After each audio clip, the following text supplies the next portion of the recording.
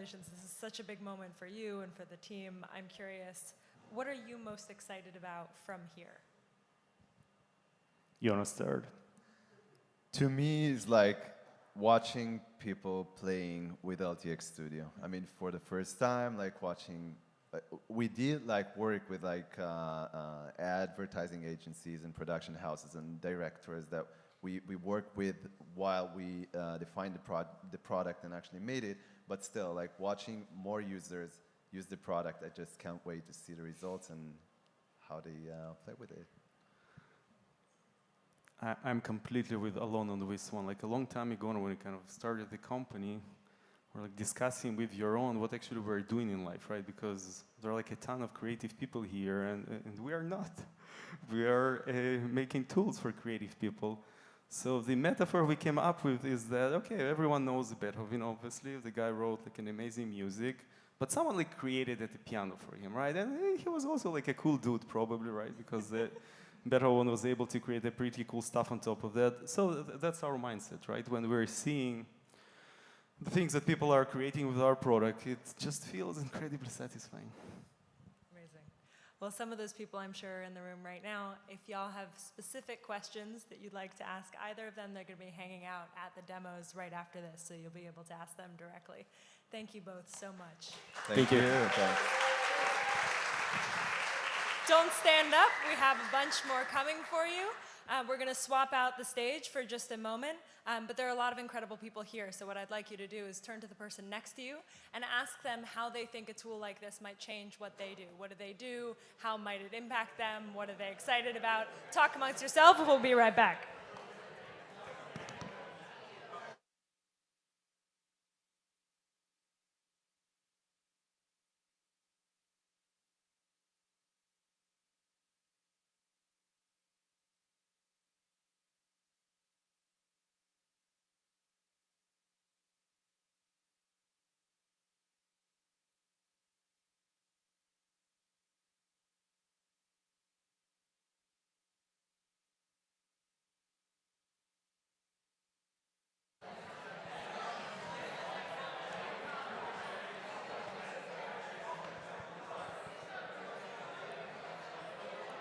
All right, I hate to interrupt your conversations. Sorry to cut you short. We'll let you get back to it after this. You've been talking about the conversations. Yeah, all right. Everyone's just curious about each other's creative work. This is what we're here for. So, you've talked to each other a little bit about your creative work. We're going to hear from some incredible industry leaders on what they're doing with the tool, how they're using it, what they're excited about. I'm here with director Ari Folman. Ari is a Golden Globe winner and is Oscar nominated for his animated documentary, which is incredible, that y'all should all go watch, Waltz with Bashir. He directed live action and animated film The Congress, among many, many more, some of which he's going to tell us about. And with him, creator Tim Simmons. Tim founded Theoretically Media, a channel dedicated to helping people learn AI tools and think about the future of filmmaking. Welcome, both of you. Thank you for being here. Thank you.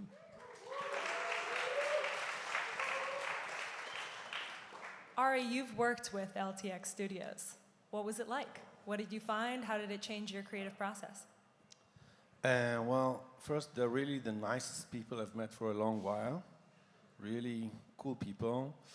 I came meeting them after a production of 8 years of making an animated movie that ended up with people going, some of them to mental hospitals, some of them severely sickness, and it was a tough one.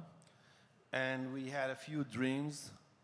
One of them that someone will take from us all the in-between work in animation, when you have like every second 5 keyframes that your top animators is drawing, and then the factory work of the cleanup and the in-between. We thought it could cut 3 years of the production. And so I came for this first. And the second thing was that these very talented people will create tools for pre-production. That's my dreams. which will be something like an animatic platform that you can, within a very short time, create your film in a moving video board, with, which is now very easy, the voices of the actors without even bringing them, but paying them, meaning you can create all your voices and then sample their voices, and you will be able to see before you go on set and before you shoot as much as you can from the final outcome that will be the movie. I think this is a dream tool, not only for every film director or TV director, but for every studio as well, because at least they will believe that they minimize the risks. So this is why I came in, and it was like going to a different city with an incredible Luna Park with playgrounds. And what I found out is the pace that things are happening is kind of insane. I think like 3 weeks ago, the witches couldn't play the guitar. They could hold the guitar. And it wouldn't be an exaggeration to say that the trumpet witch had 6 fingers, okay? And here she is playing. And whenever they tell you tomorrow she will have 3 fingers, it will work, then it works. So it really is progressing. It's so fast. Everything's moving. As we speak now, it's, this part is really amazing. One of the things I'm particularly interested in, as someone who has produced on Netflix but is primarily working now on YouTube, I'm curious, Tim, how you see the progression of some of these tools opening up more opportunities for people making creative work online, more sort of, we're talking broadly here about the creator economy.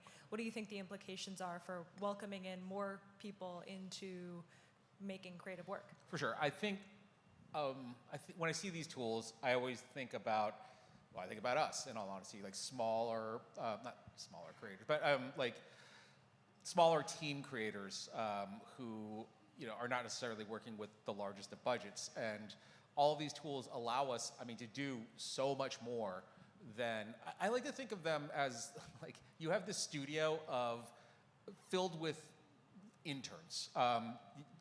3 or 4 of them are drunk. And you give them an idea, and they generate these ideas. They sometimes will generate bad ideas, sometimes will generate good ideas, but you have a little music department for you. Now you have a visual effects department, you have a image department, and it's now you as the creator who can fine-tune those details to get the results that you're looking for, or collaborate with it, in all honesty, in terms of like pulling things in to create background shots or graphics.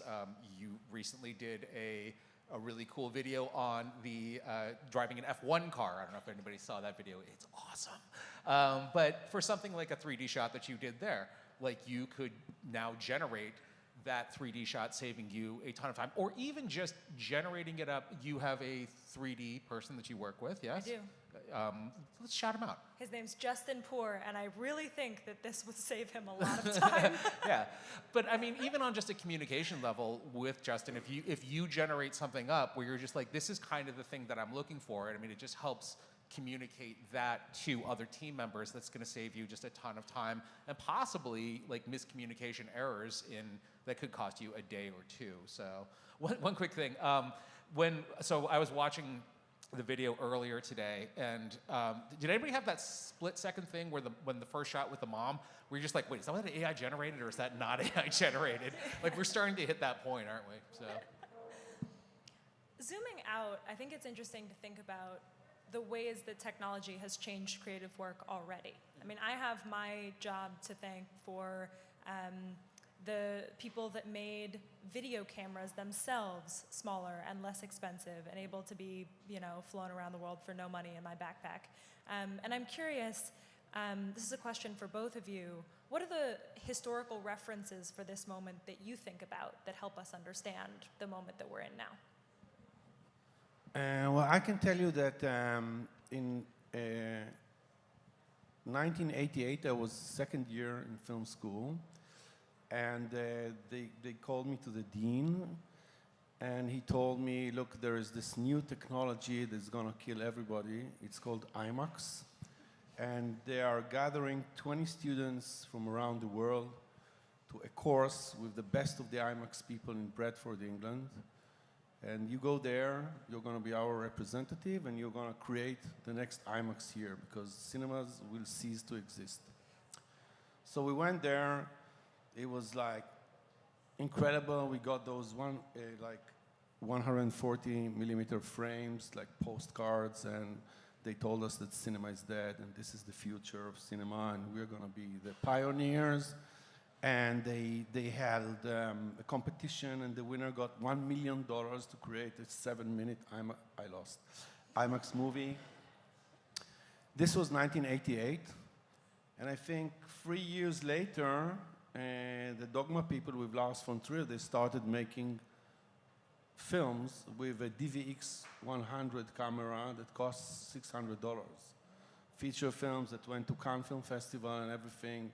So you can see that technology, I mean, I'm really keen on technology, and I think that it doesn't really change. It eases the production, and it opens new art forms. That's what I think. And then IMAX became something like a museum, and it's an art form, and the Dogma is an art form that used to be. And then we have digital cameras, and my son, who's a film student, he showed me a really interesting essay that out of the 35 leading films in the Academy Award this year, 18 were shot in film. Wow. Can you imagine? 18. While The Creator, for example, which is a massive sci-fi movie, was shot with an FX3, which is a $3,000 camera. And I saw an interview with the cinematographer that he says how they had a buffet of FX3 camera, and everyone from the crew wanted to shoot the scene, could take one camera, attach a lens, and shoot it, you know? So I think it's, I don't feel any threat of technology. On the contrary, I think it opens like new options, and this is a lovely option. And I think this option will create a new art form. I don't think it will, as people fear, try to replace what we know as films. We discussed with Zev last night, we discussed half an hour Poor Things by Lantimos. AI is great, but it will never make Poor Things, and it will never make the performance of Emma Stone, which is once in a decade, you know? But it will make different kind of movies, with different kind of artists, I think. And this will be interesting, really interesting to see what's going to develop. And I think, for me, the coolest thing is now that they release it, is to see what just people, not great directors, what they make out of it. And they're going to invent a new language. And this is, I think, for me, the most intriguing thing about it now. Tim, is there anything you'd like to add? Yeah, in terms of like a historical reference to what all of this is, I've often been saying that it's 1899 and the Lumieres just handed everyone a camera in the world. See what we make with it. We're very excited to see what you make with it. And I am honored to be able to be the person to announce this, but everyone here is going to get access to LTX Studio's exclusive beta.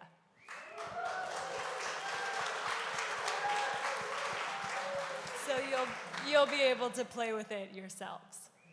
So with that, thank you both so much. We'll stop here so y'all can talk to each other. But the most important thing that I think is important to stress is try it out yourself. See what you make, see what you learn, see what you can do, and it's only going to get better from here. So thank you all for coming.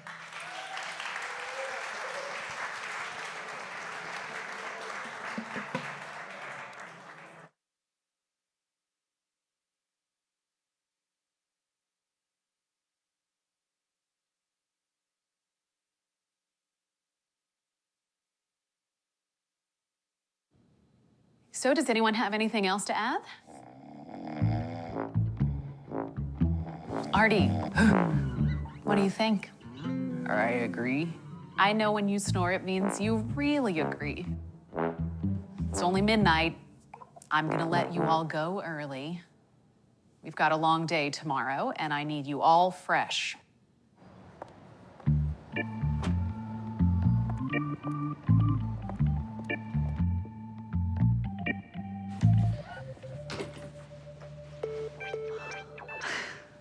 Why are you awake, sweetie? Mom, I had an awesome dream and I don't want to forget it. Tell me all about it. Was it scary or silly? Were you hanging out with aliens again? Toto was standing by the window. Hang on 1 second.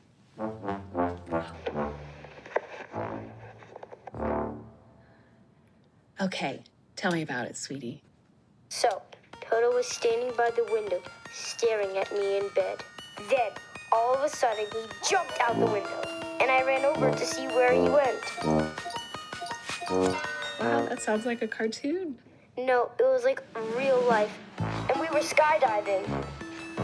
And then I jumped after him. You did what? It's okay, Mom, we had parachutes. What color were the parachutes? All sorts of colors, and there were mountains all around us. We were getting really close to a big mountain, and it was getting chilly. I bet it was snowing. Yeah, it was snowing. Tons of snow. There were sleds waiting for us when we landed. I held onto Toto real tight. He was a little scared, you know, because all of a sudden we saw witches. Witches? Witches. Yeah, they were wearing red hoods and playing instruments. What kinds of instruments? Guitars, bass, tuba, trumpets, all the ones I liked. We were sleighing so fast, we went right into a forest. A forest like from our camping trip? Kind of, but this one was so dark and scary, Mom. Like in fairy tales, there were huge, creepy trees, and none of them had leaves. There was so much fog we could barely see. At the end of the forest, right next to a magic pond, we saw a cabin. What did the cabin look like? It was made out of wood and had a big chimney. All of a sudden, Toto started growing. He kept getting bigger and bigger and bigger, as big as a horse. I bet he grew so big to protect you. When we went inside, there was a band playing, a band of dogs. Puppet dogs. And they were playing Happy Birthday. Wait, whose birthday was it? Yours, Mom. Did you forget? It's your birthday. You remembered my birthday in your dreams. That's the sweetest thing I've ever heard. I love you so much. Love you too, Mom. Night.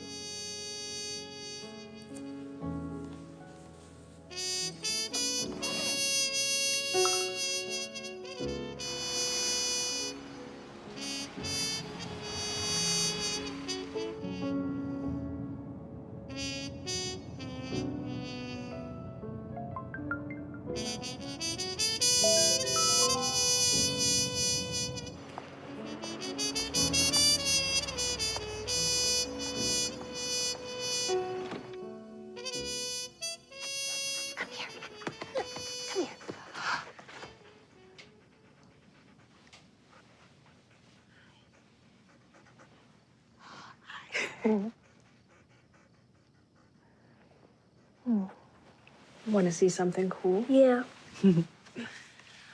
I heard the most amazing story, and I wanted to make sure I didn't forget it. Oh, look at Toto. Whoa. Look how scary those witches are. They just give me shivers looking at them. Bring your stories to life in ways you can only dream. Introducing LTX Studio. Early access begins next week for waitlist members. Join now.